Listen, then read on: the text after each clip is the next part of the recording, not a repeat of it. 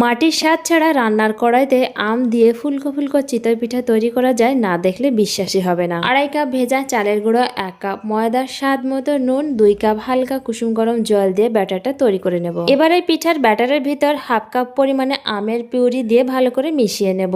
1 চা চামচ baking powder দিয়ে ভালো করে মিশিয়ে নেব। পিঠা খাওয়ার জন্য আলাদা কোনো সিজনের দরকার হয় না, যখনই খেতে মন চায় তখনই পিঠা তৈরি করে খেতে পারেন। এখন তো আমের সিজন, এই আমের সিজন দিয়ে এই মজাদার চিতই পিঠাটা তৈরি করতে পারেন। কড়াইটাকে খুব ভালো করে গরম করে সামান্য তেল ব্রাশ করে একটা সুতির কাপড় দিয়ে মুছে নিতে হবে। 1 হাতা পরিমাণে পিঠার ব্যাটার দিয়ে ঢাকা দিয়ে লো ফ্লেমে কিছু সময় হতে দিতে হবে। ঢাকনা খুলে দেখতেই পাচ্ছেন পিঠাটা কতটা ফুলকো হয়েছে। এভাবে আরো একটা পিঠা তৈরি করে দেখাচ্ছি। এভাবে পিঠা তৈরি করলে প্রত্যেকটা পিঠা ফুলকো হবে। পিঠা বানানোর জন্য আলাদা করে মাটির সাঁচের দরকার হবে না, রান্নার কড়াইতে খুব সহজে এইভাবে পিঠা তৈরি করে নিতে পারেন। রান্নার কড়াইতে আম দিয়ে যে এত সুন্দর চিতই পিঠা তৈরি করা যায়, না দেখলে বিশ্বাসই হবে না। ভালো লাগলে লাইক, কমেন্ট, শেয়ার করে দেবেন।